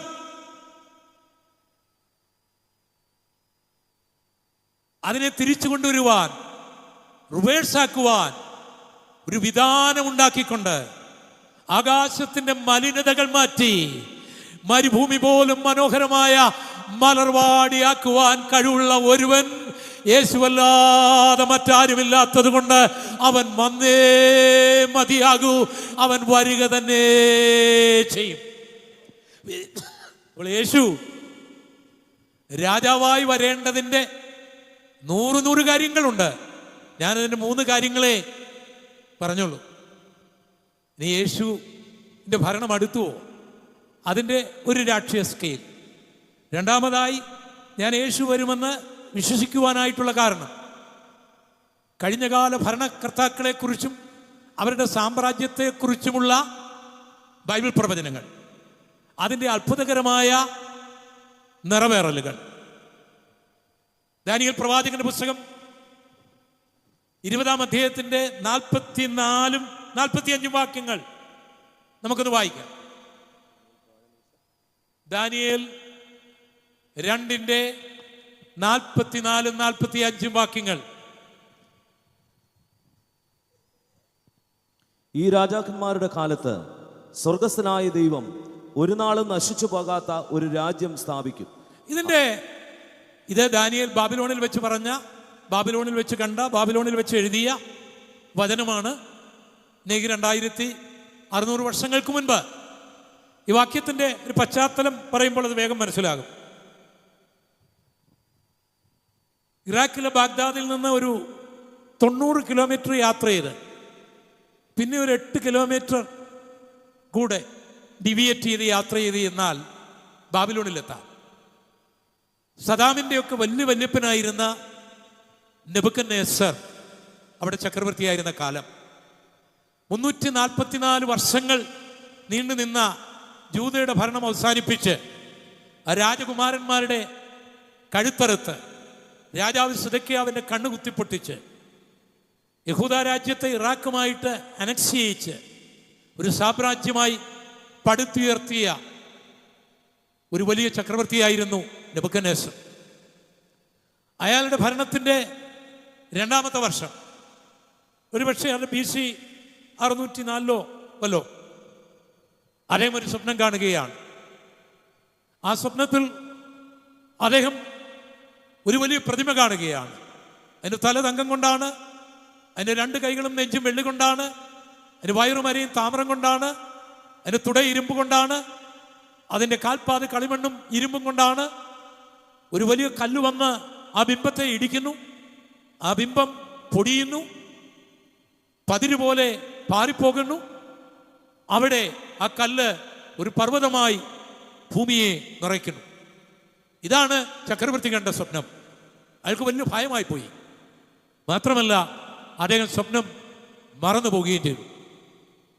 ആ കാലഘട്ടത്തിൽ ബാബിലോണിൽ ഉണ്ടായിരുന്ന മന്ത്രവാദികൾ, ശകുനവാദികൾ, ദൈവജ്ഞന്മാർ എന്ന് പറയുന്നവരെയൊക്കെ ചക്രവർത്തി വിളിച്ചു വരുത്തി. ചക്രവർത്തിക്ക് ഉറക്കമില്ല, ഭയമാണ്, സ്വപ്നം മറന്നും പോയി, അർത്ഥം അറിഞ്ഞുകൂടാ. അപ്പൊ അവരെല്ലാം വന്ന് നിന്നപ്പോൾ രാജാവ് പറഞ്ഞു, ഞാനൊരു സ്വപ്നം കണ്ടു, എനിക്ക് ഉറങ്ങാൻ കഴിയുന്നില്ല, സ്വപ്നവും മറന്നുപോയി, അർത്ഥവും അറിഞ്ഞുകൂടാ, പക്ഷെ ഭയങ്കര ഭയം. ഞാൻ കണ്ട സ്വപ്നവും അതിൻ്റെ അർത്ഥവും അതിൻ്റെ പ്രതിവിധിയെല്ലാം പറഞ്ഞു തരണം. അവർക്ക് വലിയ സന്തോഷമായി. ചക്രവർത്തിയുടെ കൊട്ടാരത്തിൽ കിട്ടിയ ശുശ്രൂഷയല്ലേ. അവർ പറഞ്ഞു, പറയാൻ രാജാവേ, സ്വപ്നം പറഞ്ഞാട്ടെ, അർത്ഥം പറഞ്ഞു തരാം. അപ്പൊ ഈ നെബൂഖദ്നേസർ അല്പം ബുദ്ധിമാനായിരുന്നു. തന്റെ പിതാവ് നെബൂഖദ്നേസറും രാജാവായിരുന്നു, രാജകുമാരനാണ്, പിന്നീട് അദ്ദേഹം ചക്രവർത്തിയായതാണ്. അപ്പോൾ അദ്ദേഹം പറഞ്ഞു, ഞാൻ തന്നെ മറന്നുപോയി, നിങ്ങൾ സ്വപ്നം പറയണം, അതിൻ്റെ അർത്ഥവും പറയണം. പറഞ്ഞാൽ ഞാൻ നിങ്ങൾക്ക് വലിയ പ്രതിഫലങ്ങൾ നൽകും, പ്രമോഷൻ നൽകും. അല്ലെങ്കിൽ ഒരൊറ്റ വിധിയേ ഉള്ളൂ, എല്ലാവരെയും കൊല്ലും. പിന്നെ നിങ്ങൾ താമസിച്ചുകൊണ്ടിരുന്ന വീടും ഞാൻ ഇടിച്ച് നിരപ്പാക്കും. ഇവരെല്ലാം ആലില പോലെ കുറയ്ക്കാനായിട്ട് പണിയൊന്നും ഈ രാജാവിൻ്റെ അടുക്ക നടക്കുകയില്ല. ഏത് ചങ്ങല കൊണ്ട് ചെന്നാലും, ഏത് ഗുഹയ്ക്കകത്തോട് കയറി ചെന്നാലും ഈ രാജാവിൻ്റെ മുൻപിൽ ഈ പണിയൊന്നും നടക്കുകയില്ല. ഒരു മന്ത്രവാദിയുടെയും പരിപാടി ഇവിടെ വിജയിക്കുകയില്ല എന്ന് അവർക്ക് മനസ്സിലായി. അവർ വീണ്ടും പറഞ്ഞു, മഹാനായ ചക്രവർത്തി, ഒരു രാജാവും ഇതുപോലെ ആരോടും ചോദിച്ചിട്ടില്ല, ഇതാർക്കും പറയാൻ കഴിയുന്ന കാര്യമല്ല. രാജാവ് പറഞ്ഞു, വിധി തീർപ്പിച്ചു പോയി. തൻ്റെ സൈന്യാധിപനായ അരിയോക്കിനോട് പറഞ്ഞു, എല്ലാവരെയും കൊന്നേര്, വീടെല്ലാം ഇടിച്ച് നിരത്തിയാണ്. ബാബിലോൺ പട്ടണം ഇളകി, മന്ത്രവാദികൾ അലറാൻ തുടങ്ങി, അവരുടെ ഭാര്യമാരും കുഞ്ഞുങ്ങളും നിലവിളിക്കാൻ തുടങ്ങി, രക്തപ്പുഴ ഒഴുകുകയാണ്. ആ സന്ദർഭത്തിൽ ദാനിയേൽ അവിടെയുണ്ട്, ഒരു ചെറുപ്പക്കാരനാണ്. ദാനിയേൽ ചോദിച്ചു, എന്ത് സംഭവിച്ചു, എന്താണ് ഈ കാര്യങ്ങൾ? ആരോ ദാനിയേലിനോട് പറഞ്ഞു, നമ്മുടെ രാജാവ് ഒരു സ്വപ്നം കണ്ടു, അതിൻ്റെ അർത്ഥവും പറയണം, അദ്ദേഹം കണ്ട സ്വപ്നവും പറയണം. അത് മന്ത്രവാദികൾക്ക് കഴിയുന്നില്ല, അതുകൊണ്ട് ഇവിടെയുള്ള എല്ലാ മന്ത്രവാദികളെയും കൊല്ലുവാൻ അദ്ദേഹം തീരുമാനമെടുത്തിരിക്കുകയാണ്. ആ ചെറുപ്പക്കാരൻ വേഗം രാജകൊട്ടാരത്തിലേക്ക് ചെന്നിട്ട് ആ രാജാവിനോട് പറഞ്ഞു, ഞങ്ങൾക്കൊരല്പസമയം തരണം, സ്വപ്നം പറയാം, അർത്ഥവും പറയാം. രാജാവ് സമയം അനുവദിച്ചു. ദാനിയേൽ തൻ്റെ 3 സഹോദരങ്ങളുമായി, സ്നേഹിതരുമായി തൻ്റെ മുറിയിലേക്ക് പോയി പ്രാർത്ഥിക്കുകയാണ്. ഈ ഇടയ്ക്ക് ഉപയോഗിക്കുന്നതൊക്കെ എൻ്റെ ഭാഷകളാണ് കേട്ടോ. ദാനിയേൽ പ്രവചനം മനസ്സിലാക്കാൻ വേണ്ടി ആ ഭാഷ ഞാൻ ഉപയോഗിക്കുന്നുള്ളൂ. അവർ മുട്ടുകുത്തി പ്രാർത്ഥിക്കാനായി തുടങ്ങി. ദൈവമേ, മന്ത്രവാദികൾ, ശകുനവാദികൾ ദൈവത്തെ അല്ലല്ലോ ആരാധിക്കുന്നത്, പിശാചിനെയാണല്ലോ. ഞങ്ങൾ ആരാധിക്കുന്നത് മനുഷ്യനെയല്ല, പർവ്വതങ്ങളെയല്ല, ജീവജാലങ്ങളെയല്ല, താരാപഥങ്ങളെയല്ല, ഭൂമിയെയല്ല, സകല ജീവജാലങ്ങളെയും താരാപഥങ്ങളെയും സൃഷ്ടിച്ച സത്യദൈവമായ, ഏകദൈവമായ, സർവശക്തനായ, സർവജ്ഞാനിയായ, സർവവ്യാപിയായ യഹോവേ, നിന്നോടല്ലോ. നിനക്കൊന്നും മറഞ്ഞിരിക്കുന്നില്ലല്ലോ. ഞങ്ങളുടെ ചക്രവർത്തി കണ്ട സ്വപ്നം എന്താണെന്ന് നിനക്കറിയാം, അത് ഞങ്ങളോടൊന്ന് പറയണം, അതിന്റെ അർത്ഥവും ഞങ്ങളോടൊന്ന് പറയണം. ദാനിയേലിന്റെ പ്രാർത്ഥന ദൈവം കേട്ടു. ഞാനൊരു സത്യം ദൈവദാസന്മാരോട് പറയട്ടെ, ആലയം കത്തിപ്പോയെങ്കിലും, രാജ്യം നഷ്ടപ്പെട്ടെങ്കിലും, മന്ത്രവാദികളുടെ ഇടയിൽ അടിമയായി പോയെങ്കിലും, വിശുദ്ധനായി ജീവിച്ച ദാനിയേലിന് അവിടെയും ഒരു ശുശ്രൂഷ ഉണ്ടായിരുന്നു. ഹല്ലേലൂയ! ദൈവഭക്തൻ എവിടെ ചെന്നാലും അവനൊരു ശുശ്രൂഷയുണ്ട്. ആലയം കത്തിക്കുന്നവന്റെ അരമനയിലും കയറി ശുശ്രൂഷിക്കുവാൻ ഉപവസിക്കുന്നവൻ അവസരം ലഭിക്കും, പ്രാർത്ഥിക്കുന്നവന് അവസരം ലഭിക്കും. ദാനിയേൽ ഓടിച്ചെന്ന് ന്യായാധിപൻ വധശിക്ഷയ്ക്ക് വിധിക്കുവാനായിട്ടുള്ള ആരാച്ചാരന് ആ സൈന്യാധിപനായ ആര്യാക്കിനോട് ചെന്ന് പറഞ്ഞു, രാജാവിൻ്റെ അടുക്കലേക്ക് എന്നെ കൊണ്ടുപോകണം. അയാളൊരു തന്ത്രം ഉപയോഗിക്കുന്നുണ്ട്. അയാൾ എളുപ്പം രാജാവിനെ കൊണ്ടുപോയിട്ട് രാജാവിൻ്റെ അടുക്കലേക്ക് ദാനിയേലിനെ കൊണ്ടുപോയിട്ട് പറഞ്ഞു, ഞാൻ രാജാവേ നിന്റെ പ്രശ്നം പരിഹരിക്കാൻ ഒരാളെ കണ്ടെത്തി എന്നും പറഞ്ഞുകൊണ്ട് പ്രസന്റ് ചെയ്തു. അതിനെക്കുറിച്ചൊന്നും ദാനിയേൽ പറയുന്നില്ല. ദാനിയേലിനെ കണ്ട മാത്രയിൽ നെബൂഖദ്നേസർ ഒന്ന് നോക്കി. ഒരു കൊച്ചു പയ്യൻ, പ്രത്യേക വേഷഭൂഷാദികൾ ഒന്നും തന്നെയല്ല, പ്രത്യേക എടുപ്പും കെട്ടും പ്രത്യേക കളർഫുള്ളായിട്ടുള്ള പരിപാടികളും പിള്ളേരെ കളിപ്പിക്കുന്ന തന്ത്രങ്ങളും ചൊല്ലുത്തുകളും ചൊല്ലുകളും ഒന്നുമില്ല. ഒരു സാധാരണ യഹൂദ പയ്യൻ. രാജാവ് ചോദിച്ചു, ഞാൻ കണ്ട സ്വപ്നം നിനക്ക് പറയാം? പറഞ്ഞു, എനിക്ക് പറ്റിയില്ല. രാജാവിൻ്റെ കോപം ഇരച്ചു കയറുന്നതിന് മുമ്പ് പറഞ്ഞു, എനിക്ക് പറ്റിയല്ല രാജാവേ, പക്ഷെ എൻ്റെ ദൈവത്തിന് പറ്റും. എനിക്ക് കഴിയുകയില്ല രാജാവേ, എൻ്റെ ദൈവത്തിന് കഴിയും. എനിക്കറിയില്ല രാജാവേ, എൻ്റെ ദൈവത്തിന് അറിയാം എന്ന് പറഞ്ഞിട്ട് കേട്ടോളാൻ പറഞ്ഞു. രാജാവ് കണ്ട സ്വപ്നം ഒരു ബിംബമായിരുന്നു. അദ്ദേഹത്തിൻ്റെ ഉപബോധ മനസ്സിൽ നിന്ന് ആ ബിംബം പൊങ്ങി വന്നു. എന്നിട്ട് പറഞ്ഞു, തല തങ്കം കൊണ്ടായിരുന്നു. രാജാവിൻ്റെ കണ്ണ് തിളങ്ങാൻ തുടങ്ങി. അതിൻ്റെ 2 കൈകളും നെഞ്ചും വെള്ളി കൊണ്ടായിരുന്നു. അതിന് വയറുമരയും താമരം കൊണ്ടായിരുന്നു. രാജാവ് ഇങ്ങനെ നോക്കുകയാണ്. ഞാൻ പറയാം, മുട്ടിന്മേൽ നിന്ന് പ്രാർത്ഥിച്ചാണ് ദൂത് കിട്ടിയെങ്കിൽ ഒരുത്തനും ഉറങ്ങുകയില്ല, ഒരു രാജാവും കോട്ടവാഹിടുകയില്ല. രാജാവ് കുറെ കൂടെ അടുത്തു. എൻ്റെ തുട ഇരുമ്പ് കൊണ്ടായിരുന്നു, എൻ്റെ കാൽപ്പാതി കളിമണ്ണും ഇരുമ്പുമായിരുന്നു. പിന്നെ ഒരു കല്ല് പറഞ്ഞു വന്നു, അത് ബിംബത്തെ ഇടിച്ചു. ബിംബം ധൂളിയായി. ആ കല്ല് വലുതായി. ഈ രാജാക്കന്മാരുടെ കാലത്ത് ഒരു നാളും നശിക്കാത്ത ഒരു രാജ്യമുണ്ടാകുമെന്ന് ദാനിയേൽ ആ ചക്രവർത്തിയുടെ മുൻപിൽ പ്രഖ്യാപിച്ചതാണ് നാം ഇവിടെ വായിച്ചത്. ഇതൊരു രാഷ്ട്രീയ സ്കെയിലാണ്. അത് പറഞ്ഞ് ഞാൻ നിർത്താം. എനിക്ക് ബൈബിൾ വായിച്ച ആൾ തന്നെ, എന്താണ് ഭാഷ പേര്? ഫ്രാൻസിസ് ഒന്ന് വരാമോ എൻ്റെ അടുത്തോട്ട്? അപ്പോൾ നിങ്ങൾക്ക് മനസ്സിലായി. ഇതൊന്ന് മാറ്റി വെച്ചേ, നമുക്കൊന്ന് കാണാനായിട്ട്, ഫ്രാൻസിസിനെ കാണാനായിട്ട്. എനിക്ക് വലിയൊരു നിർബന്ധമുള്ളൊരു കാര്യം, നിങ്ങൾ ഒരിക്കലും ഇത് മറക്കരുത് എന്നുള്ളത് കൊണ്ടാണ്. ഇപ്പം നിങ്ങൾക്ക് എല്ലാവരും കാണാമോ ഫ്രാൻസിസിനെ? പാസ്റ്റർ ഫ്രാൻസിസിനെ കാണാവുന്നവരല്ലോ എന്ന് കരുതി കാണാം. അപ്പോൾ തങ്കം കൊണ്ടുള്ള തല, കൈയും നെഞ്ചും വെള്ളി കൊണ്ട്, വയറുമരയും താമരം കൊണ്ട്, തുട ഇരുമ്പ് കൊണ്ട്, കാൽപ്പാതി കളിമണ്ണ് കൊണ്ട്, ഇരുമ്പ് കൊണ്ട്. ഈ രാജാക്കന്മാരുടെ കാലത്ത് കർത്താവ് തൻ്റെ രാജ്യം സ്ഥാപിക്കും. അപ്പോൾ ഇതിൻ്റെ ക്ലൂ കൊടുക്കുന്നുണ്ട് ഇതിൽ തന്നെ. ഇത് ദാനിയേൽ പ്രവചനം 2 നിങ്ങൾ വായിക്കുമ്പോൾ മനസ്സിലാവും. തങ്കം കൊണ്ടുള്ള തല അങ്ങ് തന്നെ എന്ന് പറഞ്ഞാൽ ബാബിലോൺ സാമ്രാജ്യം തുടങ്ങി യേശുവിൻ്റെ ഭരണം വരെ. വേറൊരർത്ഥത്തിൽ പറഞ്ഞാൽ ജൂതന് രാജ്യം അവൻ്റെ പാപം മുഖാന്തരം നഷ്ടപ്പെട്ടത് മുതൽ അവന് ഒരു രാജ്യം കിട്ടുന്നത് വരെ, അവൻ്റെ രാജാവ് മശിക കിരീടധാരിയായി ഭരിക്കുന്നത് വരെയുള്ള കാലഘട്ടങ്ങളിൽ ഭൂമിയിൽ അവരോടുള്ള ബന്ധത്തിൽ ആരൊക്കെ ഭരിക്കും. ഇനി വേൾഡ് ഹിസ്റ്ററിയും കൂടെ നിങ്ങളുടെ അടുത്തുണ്ടെങ്കിൽ നിങ്ങൾ അത്ഭുതപ്പെടുക തന്നെ ചെയ്യും. BC 606 മുതൽ 70 വർഷം ബാബിലോൺ ഇവിടെ ഭരിച്ചു. അപ്പോൾ 70 വർഷത്തിൻ്റെ ഒരു സ്കെയിലാണിത്. നെബൂഖദ്നേസറിന്റെ കാലത്ത്, ബെൽഷസ്സർ രാജാവിൻ്റെ കാലത്ത് മഹാനായ സൈറസ് ഈ ബാബിലോൺ സാമ്രാജ്യത്തെ പരാജയപ്പെടുത്തി നെബൂഖദ്നേസർ കണ്ടതുപോലെയും ദാനിയേൽ വ്യാഖ്യാനിച്ചതുപോലെയും 2ാമത്തെ സാമ്രാജ്യമുണ്ടായി, മേദ്യ പേർഷ്യ സാമ്രാജ്യം. 208 വർഷമായിരുന്നു അതിൻ്റെ സ്കെയിൽ.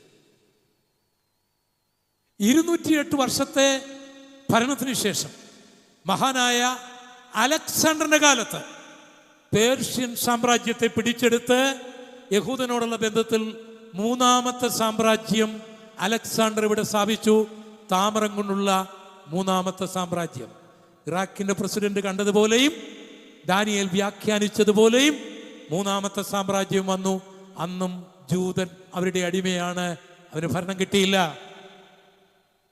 എന്നാൽ അലക്സാണ്ടറിന്റെ മരണം, തൻ്റെ സൈന്യാധിപന്മാർ 4 പേർ, രാജ്യം വിഭജിക്കപ്പെടുന്നു. പോംപിയുടെ കാലം വരുന്നു. റോമാക്കാർ ഗ്രീസിനെ പരാജയപ്പെടുത്തി റോമിന്റെ കാലം വന്നു. ഇരുകാലുകളും ഇരുമ്പ് കൊണ്ടുള്ള ഭരണം. നീറോയുടെയും ഒക്കെയുള്ള ചരിത്രങ്ങളാണ് അവിടെ കാണുന്നത്. ഏകദേശം 600 വർഷത്തെ സ്കെയിലാണത്. അതിനുശേഷം പിന്നെ ഇസ്രയേലിന്റെ ചരിത്രം പഠിച്ചാൽ ഇരുമ്പും കളിമണ്ണും പോലെയാണ്. ഇപ്പോൾ നെതന്യാഹുവിന്റെ ഭരണം കുലുങ്ങി നിൽക്കുകയാണ്. ഒരു യുദ്ധം കൊണ്ടാണ് അദ്ദേഹം പിടിച്ചു നിൽക്കുന്നത്. സുപ്രീം കോടതിയിൽ അടുത്ത വിധിയോടുകൂടി ഈ യുദ്ധം അവസാനിച്ചാൽ തൻ്റെ ഭാവി നിർണായകമാണ് എന്ന് പറഞ്ഞാൽ ഉറപ്പല്ല. ഇരുമ്പും കളിമണ്ണും പോലെയുള്ള ഭരണം ഇസ്രയേലിനോടുള്ള ബന്ധത്തിൽ ഇപ്പോഴായി. ചുരുക്കി പറഞ്ഞാൽ ദാനിയേൽ യേശുവിന്റെ വരവിനെ കൈതൊടാതെ പറഞ്ഞു വരുന്ന കല്ല് ഈ തലയുടെ ഭാഗത്ത് നിന്ന് കണ്ടു. നെഹമ്യാവും യെസ്രായും ഹഗ്ഗായിയും ഒക്കെ ജോഷുവായും ഒക്കെ ഈ തോളിന്റെ ഭാഗത്ത് നിന്നുകൊണ്ട് യേശുവിന്റെ വരവ് കണ്ടു. ഇനി ഗ്രീസുകാരുടെ കാലത്ത് ആരെങ്കിലും ജൂതന്മാരിൽ ഭക്തന്മാരുണ്ടായിരുന്നെങ്കിൽ ഈ വയറിന്റെ ഈ അരയുടെ ഭാഗത്ത് നിന്ന് അവർ യേശുവിന്റെ രാജ്യം കണ്ടു. അപ്പോസ്തലനായ പൗലോസ് ഇളകാത്ത രാജ്യത്തെക്കുറിച്ച് പ്രസംഗിച്ചത് ഈ തുടയുടെ അല്ലെങ്കിൽ ഈ ബിംബത്തിന്റെ കാലിന്റെ ഭാഗത്ത് നിന്നുകൊണ്ടാണ്. എന്നാൽ പോൾ ഗോപാലകൃഷ്ണൻ യേശുവിന്റെ വരവിനെ കുറിച്ച് പ്രസംഗിക്കുന്നത് ഈ കാലിന്റെ ഏറ്റവും അടുത്ത ഭാഗത്ത് എന്ന് പറഞ്ഞാൽ എന്റെ കർത്താവ് വരാറായി. അക്കാരമടിച്ച് നമുക്ക് ദൈവത്തെ സ്തുതിക്കാം. ശക്തമായി ശക്തമായി വരുവാനുള്ളവൻ വരും, താമസിക്കുകയില്ല. Thank you pastor. Mathai 6:10 Yeshu പഠിപ്പിച്ചു, നിന്റെ രാജ്യം വരണമേ എന്ന് പ്രാർത്ഥിക്കാൻ. യേശു പ്രസംഗിച്ചു, ദൈവരാജ്യം സമീപിച്ചിരിക്കുന്നു, മാനസാന്തരപ്പെടാൻ. യോഹന്നാൻ പ്രസംഗിച്ചു, ദൈവരാജ്യം സമീപിച്ചിരിക്കുന്നു, മാനസാന്തരപ്പെടാൻ. പത്രോസ് പ്രസംഗിച്ചു, ദൈവരാജ്യം സമീപിച്ചിരിക്കുന്നു, മാനസാന്തരപ്പെടാൻ. ഇന്നാണ് പ്രസക്തി. ആ പ്രസംഗത്തിന്റെ അതേറ്റവും സമീപമായി കൈതൊടാതെ കല്ല് പറഞ്ഞു വരികയാണ്. ബാബിലോണിനെ സ്വർണത്തോടും മേദ്യ പേർഷ്യയെ വെള്ളിയോടും ഗ്രീസിനെ താമ്രത്തോടും റോമിനെ ഇരുമ്പിനോടും നെതന്യാഹുവിന്റെ ഭരണത്തെ കളിമണ്ണിനോടും ഇരുമ്പിനോടും ഉപമിച്ച ബൈബിൾ എന്തുകൊണ്ട് എൻ്റെ യേശുവിനെ കല്ലിനോട് ഉപമിച്ചു? അതിന് കാരണമുണ്ട്. അവൻ യുഗങ്ങളുടെ പാറയാണ്. അതിന് കാരണമുണ്ട്. ഫിലിപ്പിന്റെ കൈസരിയിൽ വെച്ച് യേശു പറഞ്ഞു, ഈ പാറമേൽ ഞാൻ എന്റെ സഭയെ പണിയും, പാതാള ഗോപുരങ്ങൾ അതിനെ ജയിക്കുകയില്ല. അതിന് കാരണമുണ്ട്. സഖറിയ പ്രവചനത്തിൽ ഈ പാറയെ കൊത്തുപണി ചെയ്യുമെന്നും കൊത്തുപണി ചെയ്യപ്പെടുമ്പോൾ അകൃത്യം മോചിക്കപ്പെടുമെന്നും എഴുതിയിരിക്കുന്നു. അത് കൊത്തുപണി ചെയ്യപ്പെട്ട പാറയാണ്. ഗെത്സമന തോട്ടത്തിൽ അറസ്റ്റ് ചെയ്യപ്പെടുന്നു. ചമ്മട്ടികളാൽ അടിക്കപ്പെടുന്നു. മുഖത്തെ രോമങ്ങൾ പിഴുതുപറിക്കപ്പെടുന്നു. മുൾക്കിരീടം ധരിപ്പിക്കുന്നു. പരിഹാസത്തിന്റെ ചെങ്കോൽ പിടിപ്പിക്കുന്നു. കുരിശ് ചുമപ്പിക്കുന്നു. ക്രൂശിൽ തറയ്ക്കുന്നു. കൊത്തുപണി ചെയ്യപ്പെടുകയാണ്. അവിടെ പുരോഹിതന്മാർ ഇതറിയാതെ മാറി നിന്ന് പരിഹസിക്കുന്നു. കള്ളന്മാരും പരിഹസിക്കുന്നു. ഒരു കള്ളൻ ലൂക്കോസ് 23 നോക്കിയിട്ട് പറയുകയാണ്, യേശുവേ നീ രാജ്യത്വം പ്രാപിച്ചു വരുമ്പോൾ എന്നെ ഓർക്കണമേ.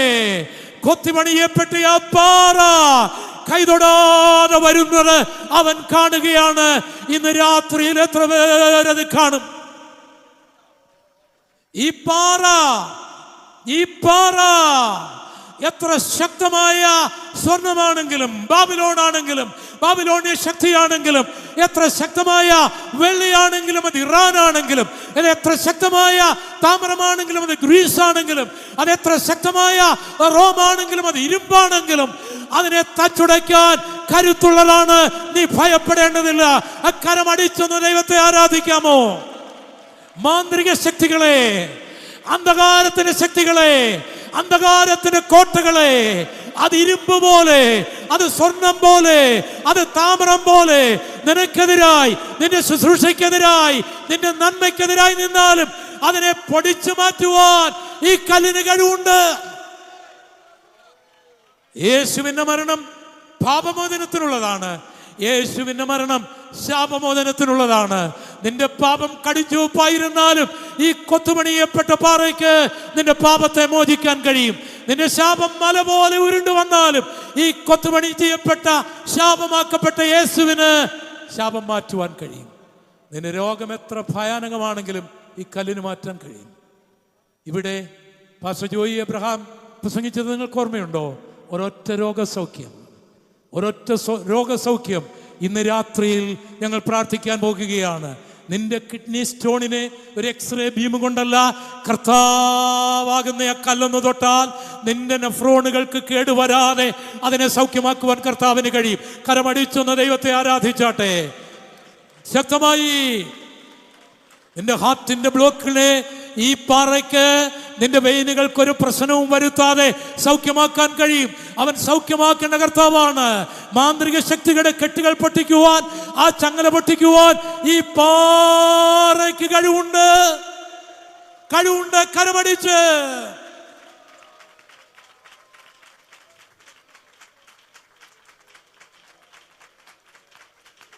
യഹൂദന്മാരുടെ രാജാവായി പിറന്നവനെവിടെ? ജ്ഞാനികളുടെ ചോദ്യം നിങ്ങൾക്ക് പറയാൻ കഴിയുമോ? അവൻ എൻ്റെ ഹൃദയത്തിൽ, അവൻ എൻ്റെ ഹൃദയത്തിൽ, അവൻ എൻ്റെ ഹൃദയത്തിൽ. അവൻ വരും 1000 വർഷം ഭരിക്കും, ഞാൻ അവനോടൊപ്പം വാഴുമെന്ന് പറയാൻ കഴിയുമോ? രക്ഷിക്കപ്പെട്ടിട്ടുണ്ടോ? സ്നാനപ്പെട്ടിട്ടുണ്ടോ? അഭിഷേകം പ്രാപിച്ചിട്ടുണ്ടോ? വേർപെട്ടിട്ടുണ്ടോ? വിശുദ്ധിയോട് ജീവിക്കുന്നുണ്ടോ? രാജാവ് വരുമ്പോൾ ആ രാജ്യത്തിൽ കാണുമോ? വസ്ത്രം നഷ്ടപ്പെട്ടാണോ ഇരിക്കുന്നത്? രാജാവ് പുറത്താക്കുമോ? ഭയപ്പെടേണ്ട സമയമാണ്. പരിശുദ്ധാത്മാവ് നിങ്ങളോട് ഇടപെട്ടെങ്കിൽ, ഈ വചനം നിങ്ങളോട് ഇടപെട്ടെങ്കിൽ ആ കരങ്ങളൊന്ന് ഉയർത്തിപ്പിടിക്കാം. ഉയർത്തിപ്പിടിച്ച കരങ്ങളുമായി ഒരു നിമിഷം ഒന്ന് എഴുന്നേറ്റ് നിൽക്കാം. ഞാൻ പ്രാർത്ഥിച്ചെൻ്റെ വാക്കുകളെ ചുരുക്കുകയാണ്. ഞങ്ങളുടെ കർത്താവേ, ഞങ്ങളുടെ ദൈവമേ, വ്യത്യസ്തമായ നിലകളിൽ അവിടുത്തെ പരിശുദ്ധാത്മാവ് അങ്ങയുടെ മക്കളോട് സംസാരിച്ചു. നിന്റെ ജനത്തെ അനുഗ്രഹിച്ചുകൊണ്ടിരിക്കണമേ. ഞങ്ങളുടെ ഹൃദയത്തിലും ഞങ്ങളുടെ സഭയിലും ഞങ്ങളുടെ വീട്ടിലും ബാബിലോണിയൻ ശക്തികൾ, പേർഷ്യൻ ശക്തികൾ, ഗ്രീസിൻ്റെ ശക്തികൾ, റോമിൻ്റെ ശക്തികളല്ല, ആ സ്ഥാനത്ത് കർത്താവെ നീ തന്നെ നിറയുവാൻ ഇടയാക്കണമേ. യേശുവിൻ നാമത്തിൽ.